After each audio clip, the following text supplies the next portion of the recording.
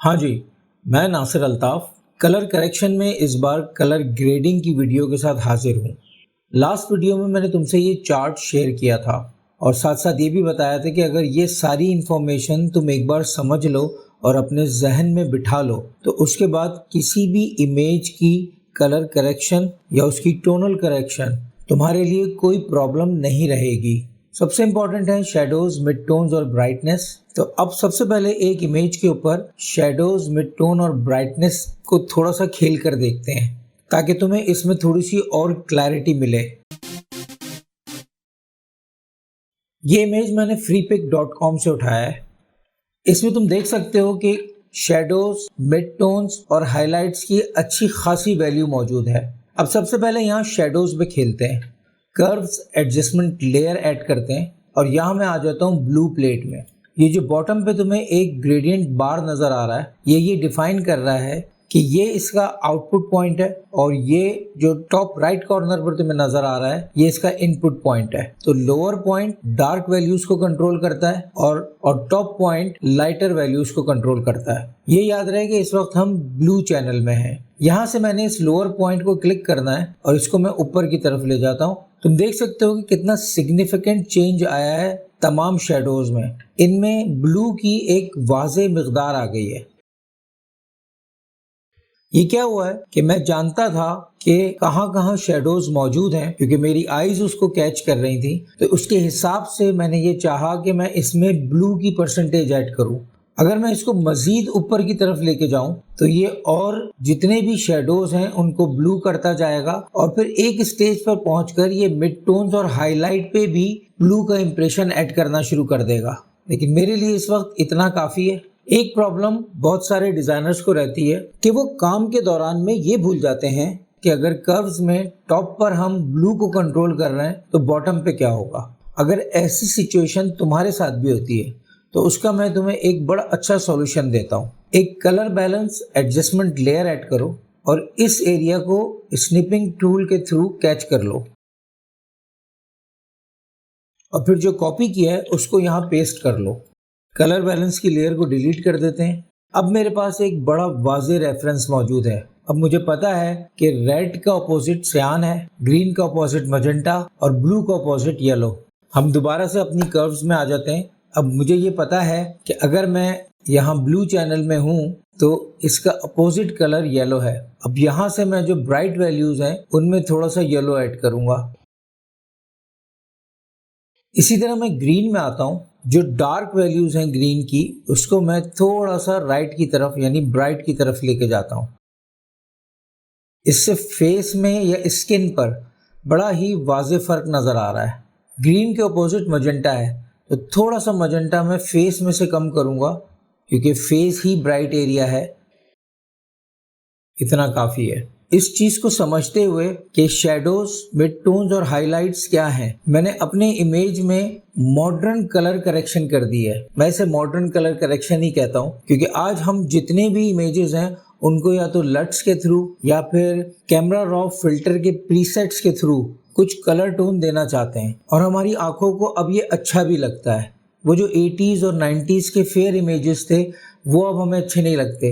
हम हर इमेज में कोई ना कोई टोनल करेक्शन करना चाहते हैं। ये इमेज था और ये मैंने कर दिया। अब इसी शेडोज, मिड टोन्स और हाइलाइट्स को एक स्टेप फर्दर लेके चलते हैं। कुछ ऐसे इमेजेस जिसमें ऑलरेडी ब्लू की परसेंटेज बहुत ज्यादा हो और येलो भी अच्छा खासा हो, लेकिन उसको कुछ क्रिएटिव कलर टोन देने के लिए भी कर्व्स का यूज किया जा सकता है। एक कर्व्स एडजस्टमेंट लेयर ऐड करते हैं, वही ब्लू चैनल में जाता हूँ और यहाँ पर वही और आउटपुट पॉइंट को मैं दोबारा से ऊपर की तरफ लेके जाता हूँ। तुम देख रहे हो बहुत शार्प ब्लू की तरफ ये जा रहा है। मुझे इतनी रिक्वायरमेंट नहीं है, 60 की परसेंटेज काफ़ी है। और उसके बाद वाइट पॉइंट को थोड़ा सा नीचे की तरफ लेके आता हूँ ताकि इस इमेज में येलो की परसेंटेज बढ़े। डार्क पॉइंट को भी थोड़ा सा राइट की तरफ शिफ्ट करता हूँ ताकि ये और मज़ीद येलो को अडॉप्ट करे। जो ड्रामेटिक मूड में इस पिक्चर में चाहता था कि ब्लू भी एनहेंस्ड रहे और येलो भी रेड के साथ निकल के आ रहा हो, वो मुझे मिल चुका है। मैं तुम्हें शेयर करता हूँ कि क्या चेंजेस किए हैं मैंने। ये था और ये हो गया। एक स्टेप फर्दर की बात आई है तो अब चूंकि हमने थोड़ा सा एडवांस लेवल पर जाना है तो उसके लिए ये इमेज मैंने मुंतखब किया है। इसको देखो तो बड़ा ही खूबसूरत इमेज है ये, लेकिन मैं चाहता हूं कि मैं इसकी जितनी भी ब्राइट या हाईलाइट इंफॉर्मेशन है उसको सेपरेटली कंट्रोल करूं और जितनी भी इसमें शेडोज की इंफॉर्मेशन है उसको सेपरेटली कंट्रोल करूं। ये कैसे होगा? एक कर्व्स की एडजस्टमेंट लेयर ऐड करते हैं। इसके लेयर मास्क को सिलेक्ट रखते हुए मैं इमेज में जाऊंगा और अप्लाई इमेज। यहाँ पर जो भी ये वैल्यूज आ रही हैं इनको एज इट इज रखना है, कुछ नहीं करना है और ओके कर दो। इसने यहाँ पर एक मास्क में मास्क ऐड कर दिया।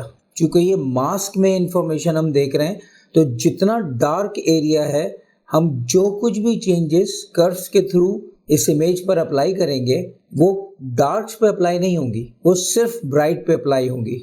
मास्क के मामले में एक सेंटेंस हमेशा याद रखना, व्हाइट रिवील्स ब्लैक कंसील्स। मतलब मास्क में जहां ब्लैक या डार्क एरियाज होते हैं वो चेंजेस से महफूज रहते हैं और जो ब्राइट एरियाज होते हैं उनमें चेंजेस अप्लाई हो जाती हैं।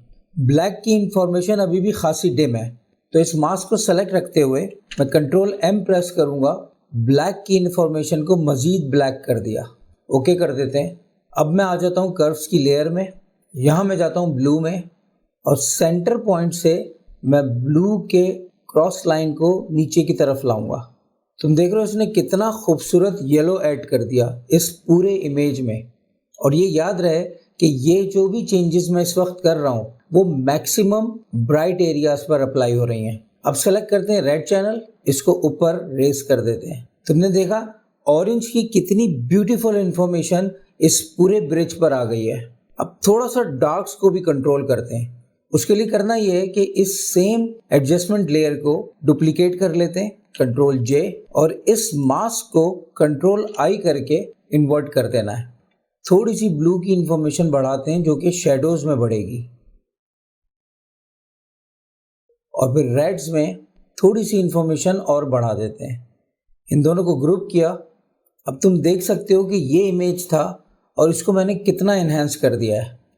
इस ग्रुप की थोड़ी सी परसेंटेज कम कर देते हैं, 75 कर दी। अब तुम देख सकते हो कि ये ओवरऑल इमेज कितना ब्यूटीफुल हो गया है सिर्फ माइनर सी चेंजेस से। ये था, ये हो गया। अब एक स्टेप फर्दर चलते हैं। एक बड़ा ही खूबसूरत ब्रिज का व्यू है, लेकिन मैं ये चाहता हूँ कि इस एरिया में यहाँ जो लीव्स पड़े हैं इस एरिया में थोड़ी सी लाइट की इंफॉर्मेशन बढ़ा दूँ। इस पर्टिकुलर एरिया में लाइट की इंफॉर्मेशन बढ़ाने का बड़ा सिंपल तरीका है। चैनल्स में जाएंगे और रेड चैनल को सेलेक्ट कर लेंगे क्योंकि रेड में ब्राइट की इंफॉर्मेशन सबसे ज़्यादा होती है। कंट्रोल दबाकर अगर मैं तो इसने यहाँ जितनी ब्राइट इंफॉर्मेशन थी उसको सेलेक्ट कर लिया है। दोबारा से RGB सेलेक्ट कर लेते हैं, लेयर्स में वापस आते हैं और यहाँ पर मैं एक और कर्व्स एडजस्टमेंट लेयर ऐड करता हूँ। चूँकि ऑलरेडी मैंने सिलेक्शन ली हुई थी तो इस कर्व्स की एडजस्टमेंट लेयर के मास्क में वो सारी इंफॉर्मेशन सेव हो गई, लेकिन मुझे वाज़े नज़र आ रहा है कि इसमें ये सारा एरिया भी इंक्लूड हो गया है। अब इसके लिए मैं यहाँ पर थोड़ी सी मास्किंग कर देता हूँ, ब्लैक सील्स,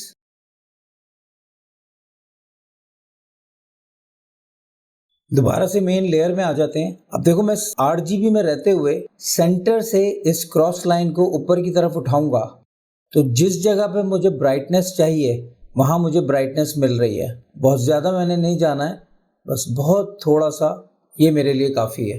ये था और ये हो गया। इसी ट्रिक को एक डार्क इमेज पर अप्लाई करते हैं। बहुत क्विकली एक कर्व्स एडजस्टमेंट लेयर ऐड की, रेड चैनल में जाके सिलेक्शन ली, कंट्रोल प्रेस करके जब एक बार रेड चैनल पर क्लिक करूंगा तो ये मिनिमम ब्राइट इंफॉर्मेशन को सेलेक्ट कर लेगा। लेकिन अगर मैं कंट्रोल शिफ्ट प्रेस करके दोबारा क्लिक करूंगा तो फिर ये मिड टोन्स को भी कैच कर लेगा। RGB में वापस और कर्व एडजस्टमेंट लेयर ऐड की, वही इसमें ब्राइटनेस को थोड़ा सा अप करता हूँ। इमेज में बहुत जान आ गई है।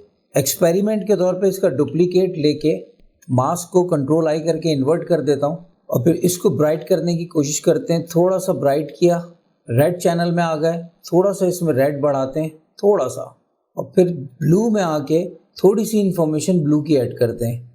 एक क्लासिक टचअप इमेज हो गया ये। इन दोनों एडजस्टमेंट लेयर्स को मैं ग्रुप कर देता हूँ और बंद करके तुम्हें दिखाता हूँ कि ये इमेज क्या था और इसमें कितना क्रिएटिव टचअप हो गया है।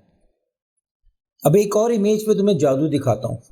मैं चाहता हूँ ये जितनी ग्रास और ये जो फ्लावर्स के साथ लीफ वगैरह हैं ये तो ग्रीन रहे, लेकिन मुझे ये जो माउंटेन्स हैं और उसके बाद ये लेक है, इनका ग्रीन कलर बड़ा आर्टिफिशियल लग रहा है। मैं चाहता हूँ कि ये माउंटेन्स ब्लू हो जाएं और इसी तरह इन ब्लू माउंटेन्स का जो रिफ्लेक्शन है पानी पर वो भी ब्लू हो जाए। ये कैसे होगा? इसके लिए हम चलते हैं चैनल्स में। ब्लू का चैनल मुझे बहुत सारी होप दे रहा है। हो ये रहा है कि यहाँ पर इतनी डार्क इन्फॉर्मेशन है कि मुझे ये लग रहा है कि अगर मैं इस एरिया में ब्लू की इन्फॉर्मेशन बढ़ाना चाहूँ तो यहाँ पर उसका असर बहुत कम होगा, क्योंकि यहाँ ऑलरेडी 90, 80, 70%, मे बी 100 ये परसेंटेज है ब्लैक की, और यहाँ पर ये परसेंटेज खासी वीक है। RGB में आते हैं, फिर वही कर्व्स एडजस्टमेंट लेयर ऐड करते हैं और जाते हैं ब्लू के चैनल में। या सेंटर पॉइंट से मैं इसको ऊपर कर देता हूँ। तुमने देखा जैसा मैंने सोचा था वैसा ही हुआ है। रेड के चैनल में आते हैं, थोड़ी सी रेड की परसेंटेज बढ़ाने से फ़ायदा ये हुआ कि जो डेप्थ के पहाड़ हैं उनमें थोड़ी सी वाइटनेस आ गई, जिससे उनका जो डेप्थ का इम्प्रेशन है वो विजिबल हो गया। और यहाँ जो लेक है उसका ब्लू बहुत शानदार है। अब आखिर में इस इमेज पर एक कमाल की मॉडिफिकेशन करते हैं। मैं चाहता हूँ कि ये जितनी वॉल्स हैं मैं इनको ब्लू कर दूँ, और मेरा यकीन करो ये कोई हार्ड प्रोसीजर नहीं है। सेम कर्व्स की एडजस्टमेंट लेयर ऐड की, एक बार फिर मास्क को सिलेक्ट रखते हुए मैं अप्लाई इमेज में जाता हूँ, Ctrl+M कर्व्स,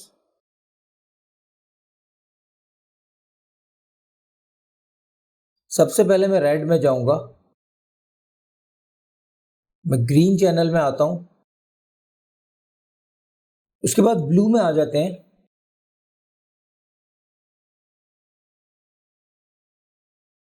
तो ये था और ये हो गया।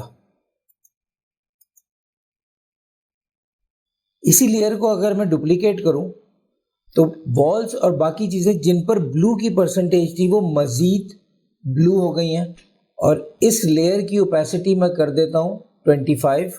इन दोनों को ग्रुप कर दिया।